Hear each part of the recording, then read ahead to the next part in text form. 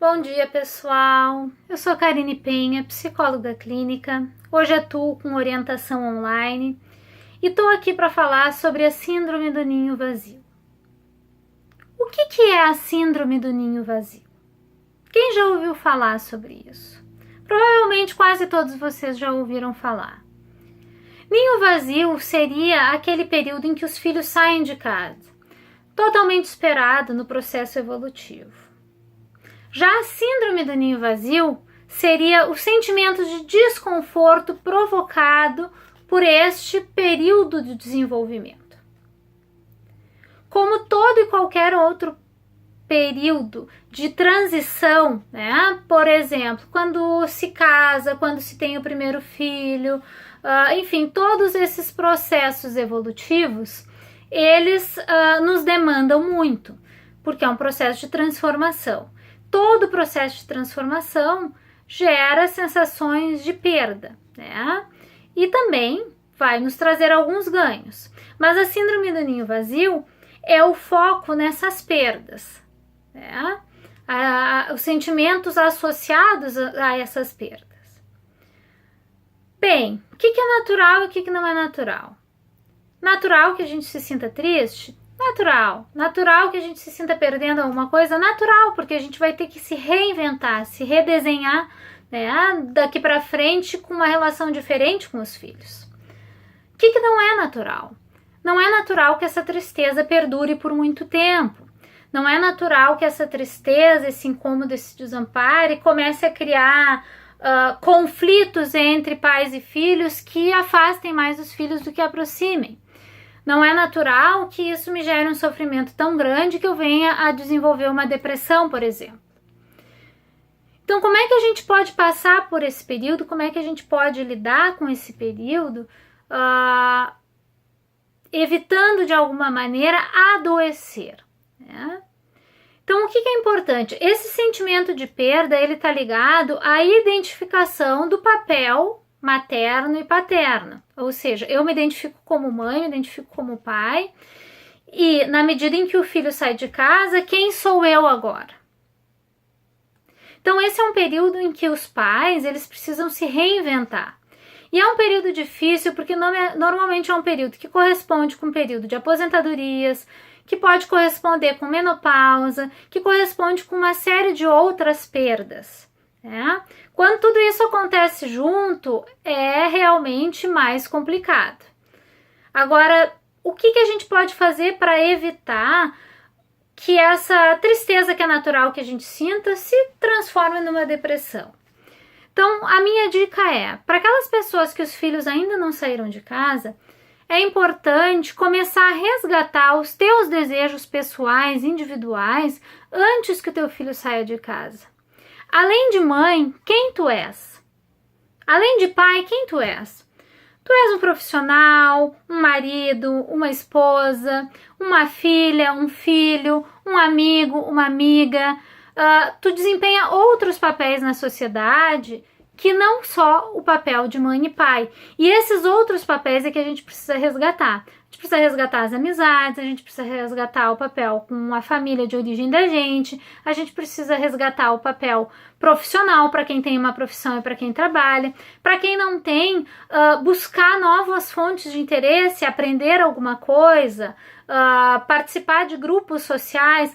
A interação social, ela é totalmente benéfica quando a gente está passando por um período onde as perdas estão muito acentuadas. Então, um grupo de ginástica, por exemplo, de dança, um grupo religioso de oração, um grupo de amigas que se encontram para tomar um chá, tudo isso é importante. Então, é importante que antes dos filhos saírem de casa, eu já comece a me preparar e pensar que coisas eu quero fazer da minha vida, além de ser mãe, que coisas eu quero fazer da minha vida, além de ser pai.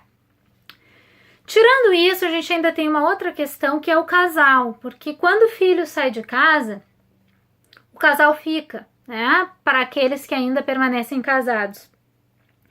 E aqueles casais que conseguiram chegar até esse ponto, mantendo um resgate da vida em comum, da vida dois, da vida conjugal, esses casais vão passar por isso de uma forma mais tranquila, porque eles vão ter um ao outro para se apoiar.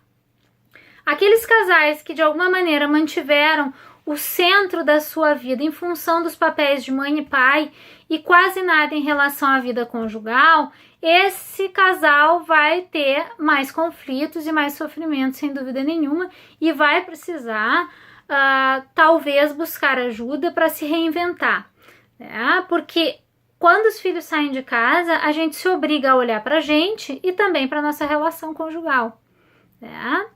Porque até então a gente está com o olhar todo em cima dos filhos. Só que agora o teu papel não é mais em relação ao filho, é em relação a ti e a tua relação. Então, isso é o que muitas vezes torna esse período mais complicado, porque é difícil olhar para si, olhar para os seus projetos, para a sua relação que muitas vezes não está legal ou não é satisfatória, e ter que dar conta de resolver todas essas questões. No entanto, é necessário, né?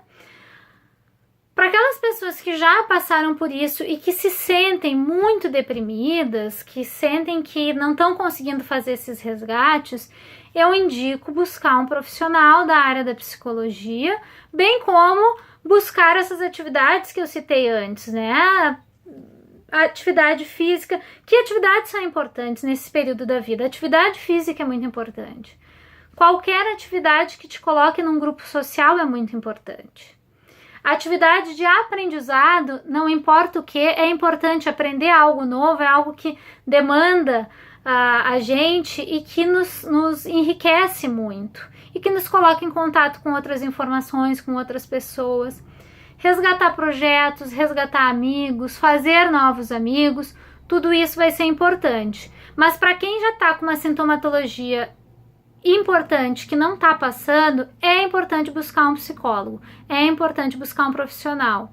Muitas vezes esse psicólogo também vai precisar indicar para um psiquiatra, porque a necessidade da medicação vai se fazer presente, quando já é uma depressão instalada e de nível médio ou mais grave, né?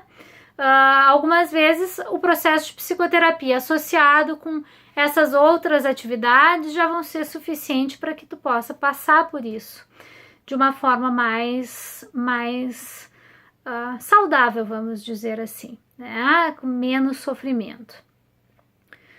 Então, retomando, o que é importante? Importante se retomar nos seus projetos pessoais e de casal, caso seja uma família onde hajam ainda cônjuges, né? Esses projetos, eles são muito importantes. Importante se lembrar que os filhos, eles não foram embora e tu não deixaste de ser mãe e nem tu deixaste de ser pai. Apenas a relação mudou. Apenas a presença física não é mais a mesma. Apenas eu não tenho mais o controle de todas as decisões e, enfim, eu não tenho controle mais sobre o meu filho, eu não estou diariamente com o meu filho, eu não me encontro com ele todos os dias, na maioria das vezes, mas as relações de afeto, elas se perpetuam, né? Hoje, o filho vai estar relacionado a ti muito mais pelo afeto do que pela dependência financeira ou emocional mesmo.